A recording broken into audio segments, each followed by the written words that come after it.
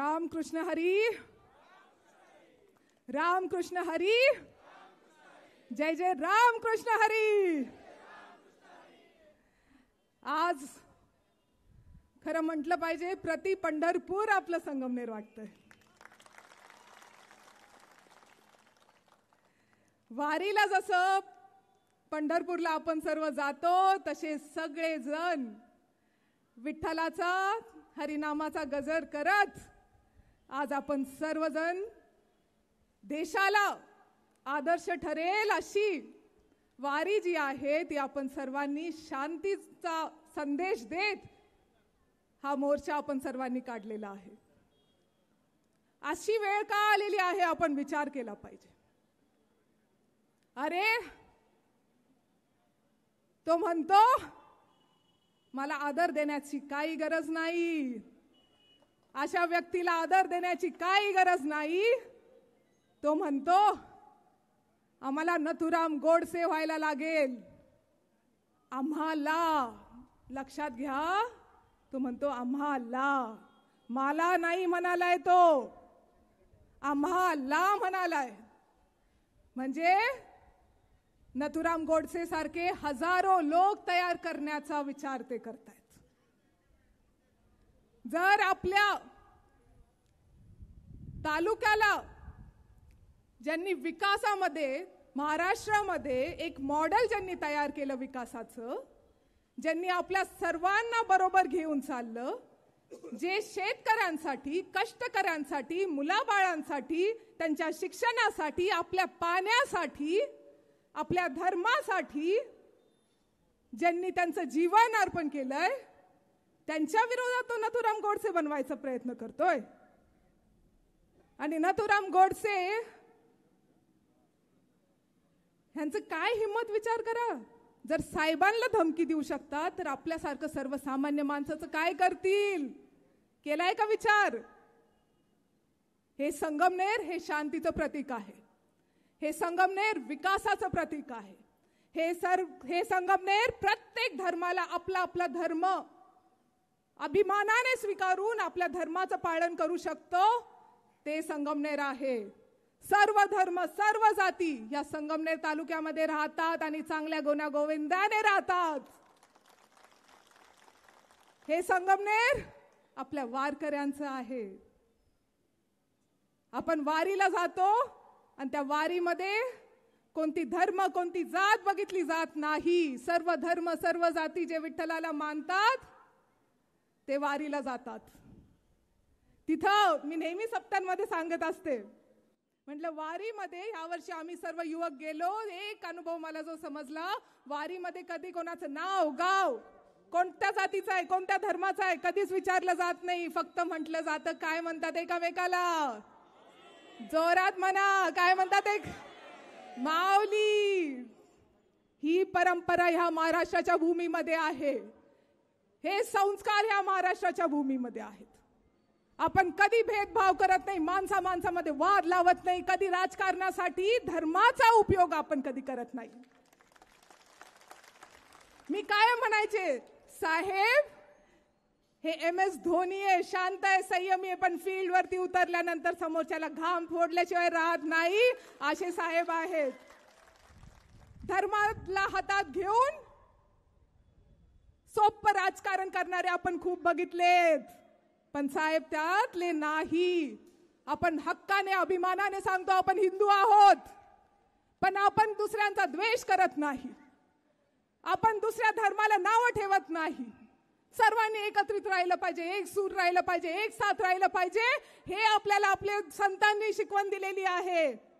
अरे हा भगवा जो आज इथं फडकतोय ना, हा भगवा छत्रपती शिवाजी महाराजांच्या स्वराज्याचा भगवा आहे. हा भगवा छत्रपती संभाजी महाराजांनी ज्या स्वराज्यासाठी त्याग केला त्याचा रंग आहे. हा भगवा आपल्या राजर्षी शाहू महाराजांनी जे काही आपल्यासाठी केलं त्यांचा आहे. हा भगवा आपल्या शाहू फुले आंबेडकरांचा आहे. हा भगवा माझ्या मा जिजाऊचा आहे, जिच्या संस्कारांनी आम्ही सर्व मोठे झालोय. हा भगवा अण्णाभाऊ साठेंचा असेल हा भगवा, अहिल्याबाई होळकरांचा असेल हा भगवा. अरे किती एक्झाम्पल देऊ. आज मी इथं उभी आहे ना, इथं उभी राहून बोलतीये त्या सावित्रीबाई फुलेंमुळे बोलतीये, त्यांचा आहे. हा महाराष्ट्राचा रंग असेल पण हा द्वेषाचा रंग नाही, द्वेषाचा रंग नाही. आपण कोणाच्या बाबतीत द्वेष करत नाही, कोणत्या धर्माच्या बाबतीत द्वेष करत नाही. हा भगवा सगळ्यांना सामावून घेणारा आहे. अरे माझ्या भावंडांनो, माझ्या भगिनींनो, तुमच्यामध्ये जे म्हणजे लोकांमध्ये जे विष पेरलं जातंय ना या भगव्याच्या नावाखाली, ते समजून घ्या.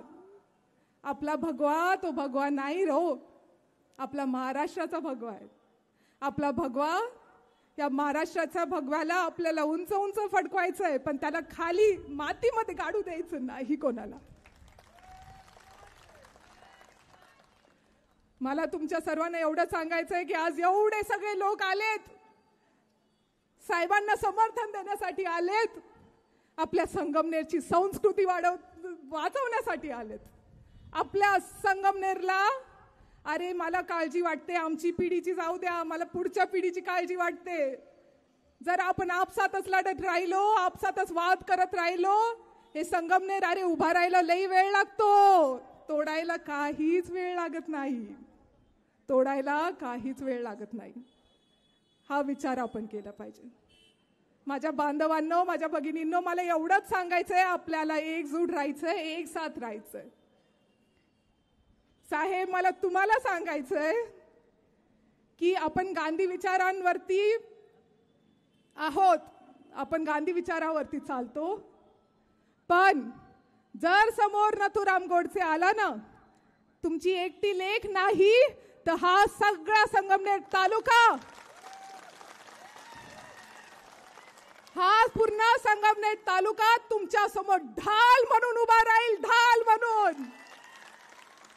तुमची गरज आहे या तालुक्याला, तुमची गरज आहे आमच्या सर्वांना, कारण तुम्ही आम्हाला कधी कायम कायम वडिलांसारखं वागवलेलं आहे. कुणी असू तिथे कधीही द्वेष पसरवला नाही. अरे विरोधक सुद्धा जपून बोलतात, विरोधक सुद्धा राजकारणाच्या वेळेस राजकारण असतं, पण त्याच्यानंतर कधीच अरे त्यांच्या उद्घाटनांनाही साहेबच असतात. राव तुम्ही असं काय करता तुम्ही? त्याच्यामुळं लक्षात घ्या, या संगमनेरची संस्कृती काय आणि संगमनेर जपायचं आपल्याला आहे. आणि मला एक सांगायचंय, त्या मुलाने काही वाईट बोललं होतं का? निलेश गायकवाड काय म्हणाला? तो म्हणाला की महाराज तुम्ही अभंगावर बोला. एवढ्या ह्याच्यावरती खोट्या केसेस, 11 लोकांवरती खोट्या केसेस. अरे ते सीताराम भाऊ होते राऊत, ते म्हणत होते अरे थांबा थांबा महाराज तुम्ही कीर्तन करा, थांबा. त्यांचंही नाव टाकून दिलं. जाऊ दे, द्वेषाच्या पायी आपलं कटाचा काय म्हणतात मौका भेटलाय, संधीचं सोनं करायचा त्यांनी प्रयत्न केला, सगळ्यांवरती केसेस टाकून दिल्या. हे फक्त आत्ताच नाहीये. कुठे आहे शुभम? हनुमान जयंतीला काय झालं होतं? ढोल ताशा वाजवत होते, हनुमानाचं स्वागत करत होते, त्यांना तिकडून हुसकावून द्यायला लागले, टाकल्या खोट्या केसेस. कुठे गेला शेखर? तिथं तर नव्हताच. ती धांदरफळीची घटना 1 मिनिटासाठी बाजूला ठेवू. अरे हे सगळे पोरं जे होते ना, त्यांच्यावरती खोट्या केसेस लावल्यात. हाफ मर्डरच्या त्यांना लाजा वाटल्या पाहिजे. हाफ मर्डरच्या युवकांवरती केसेस लावतात काय? Half murder? अरे या युवकांचं पूर्ण भविष्य बाकी आहे. तो शेखर तर त्या धांदरफळीच्या घटनेतही नव्हता आणि त्या हनुमान जयंतीच्या घटनेतही नव्हता, तरी त्याचं नाव टाकलं. का बरं? सुडापायी, द्वेषापायी हे संगमनेरमध्ये चालू आहे. आपल्या प्रत्येक कार्यकर्त्याला त्रास देण्याचं काम चालू आहे. प्रत्येक कार्यकर्त्याला. हे कुठपर्यंत सहन करणार आहेत तुम्ही हे मला सांगा. ही माझ्या एकटीची किंवा साहेबांची एकट्याची जबाबदारी आहे का संगमनेरला चांगलं ठेवण्यासाठी? आहे का एकट्यांची आमची? आता सहन करणार नाही आणि आपल्या सगळ्यांना दाखवून द्यावा लागणार आहे की हा संगमनेर तुम्ही किती तोडायचा प्रयत्न कराल तो तुटणार नाही. हा संगमनेर अतिशय भक्कम आहे. आपण फक्त विकास कामं, गावाचा विकास आपला सर्वांसाठी आपण काम करत असतो, बाकी काही नाही. सोपं राजकारण ठरलं तर कधीही करू शकतो, त्यात काही वाद नाही. अरे असा हिंदू मोर्चा त्यांनी पण बघितला असेल की कधीच नाही. हा असली हिंदूंचा मोर्चा आहे, जे बाकीच्यांचा द्वेष करत नाही, जे फक्त भगवा घालून त्याच्या मागे खाली लपत नाही. हा असली हिंदूंचा मोर्चा आज आहे, जे सगळ्या धर्मांना सगळ्या जातींना सामावून घेतात. तो खरा हिंदू, हे लक्षात घ्या. अजून एक गोष्ट, मला माहिती माझं खूप लांबलंय भाषण, पण एक गोष्ट मला अजून सांगायची आहे. सध्या त्यांचे लोक असे फिरतात, YouTube स्वतःचे चालू करतात, 4 लोक येतात, त्यांच्याच विरोधकांना एकत्र करतात आणि म्हणतात तुमच्या इथं काय घडलं, मग ते काहीतरी खोटं नाटं सांगणार. बरं, थोरात साहेबांनी तुम्हाला तुमचा धर्म कायम दाबवला आहे का? कायम त्यांना दाबवला आहे का? तो खाली मान घालून हो म्हणतो. आता खोटं बोलायचं असेल तर तोंड वरती करून बोलावं, खाली मान घालून हो म्हणतो. अरे आपण तर खरं बोलतोय ना, डोळ्यात डोळे घालून, चेहऱ्यात नजरेत नजरे घालून म्हणा. खरं बोला, आता खरं बोला आणि नजरेत नजर घालून सांगा की साहेबांनी आपल्याला कधी थांबवलं नाही. आम्ही सर्व, आमचे सर्व धर्म आम्ही एकत्रित एकजूट राहतो, आपला आपला धर्म चांगल्या पद्धतीने पाळतो. तो खरा हिंदू आहे. तो खरा आहे जो सगळ्यांना बरोबर घेऊन चालतो, सगळ्यांचा कल्याणाचा विचार करतो, सगळ्या मुला बाळांचा विचार करतो, दूरदृष्टी ठेवून पुढचा विचार करतो. त्याच्या पाठीमागे आपल्याला राहायचंय. तुम्ही सर्वजण आज आलात, खूप खूप आनंदाचं भारावून गेल्यासारखं झालंय. तुमच्या सर्वांचं मी खूप खूप मनापासून आभार मानते. तुमच्या सर्वांना खूप साऱ्या शुभेच्छा देते. तुमच्या सर्वांना जे मी कायम म्हणते, स्वस्थ रहा, मस्त रहा, जबरदस्त रहा, अशा शुभेच्छा देते आणि माझे 2 शब्द संपवते. जय महाराष्ट्र, जय शिवराय. एबीपी माझा, उघडा डोळे बघा नीट.